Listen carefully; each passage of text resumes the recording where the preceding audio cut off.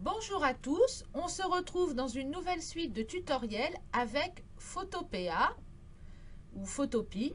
Cet outil permet de retoucher ses photos ainsi que de créer des montages. Le logiciel est gratuit et en ligne. Vous n'avez donc pas besoin de le télécharger ni de faire d'installation. Pour y accéder, il suffit de saisir Photopea dans votre barre de recherche, puis de cliquer sur le lien photopea.com.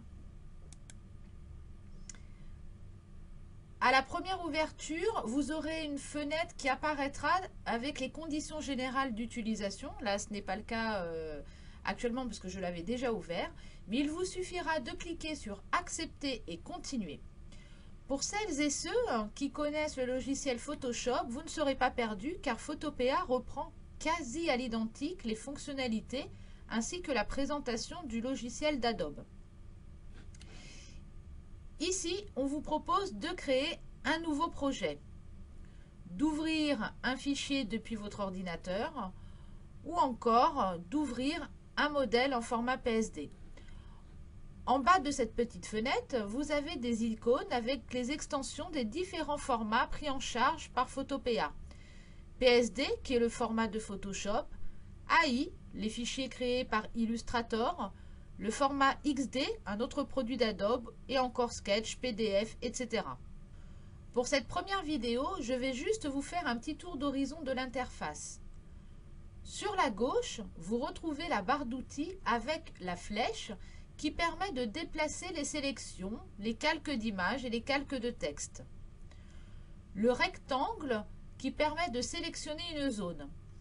En bas à droite des outils, vous trouvez une flèche qui pointe vers le bas.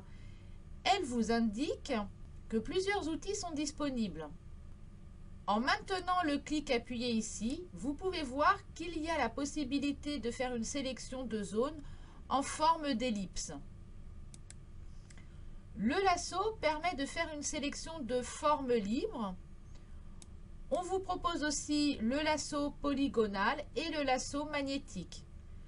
La baguette magique permet de faire une sélection de zones en fonction de sa teinte. L'outil de recadrage permet de sélectionner une zone à recadrer. La pipette permet l'échantillonnage de couleurs. Le correcteur permet de cloner une zone avec préservation de la luminosité. Le pinceau permet le dessin pixelisé à main levée. L'outil duplication permet de cloner une zone sur une autre. La gomme permet d'effacer plus ou moins un dessin ou un calque pour le rendre transparent. L'outil dégradé permet de réaliser un dégradé en vue de remplissage d'une zone d'image. Vous y trouvez aussi le pot de peinture qui permet de remplir une zone de la couleur choisie. L'outil de flou crée un effet de flou sur une zone de l'image. L'outil densité permet d'éclaircir ou d'obscurcir des zones d'une image. L'outil texte permet d'écrire du texte. Le crayon va permettre de dessiner par points ou librement. Le rectangle permet de dessiner une forme rectangulaire. Vous trouvez également l'ellipse, des formes personnalisées, la ligne et une forme paramétrique. L'outil main permet de se déplacer sur l'image, très pratique quand on a zoomé sur une photo. La loupe permet l'agrandissement et la réduction de l'image. Et enfin, les couleurs définissent, inversent ou réinitialisent les couleurs de premier plan. En haut à droite, on retrouve l'historique des actions que l'on peut supprimer en cliquant dessus. Vu que je n'ai fait aucune action, moi, pour faire de la retouche photo, il n'y a rien. Mais sinon, à chaque action, vous aurez une ligne dans cette partie-là.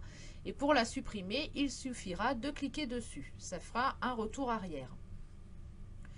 Et en dessous, on retrouve la partie des calques.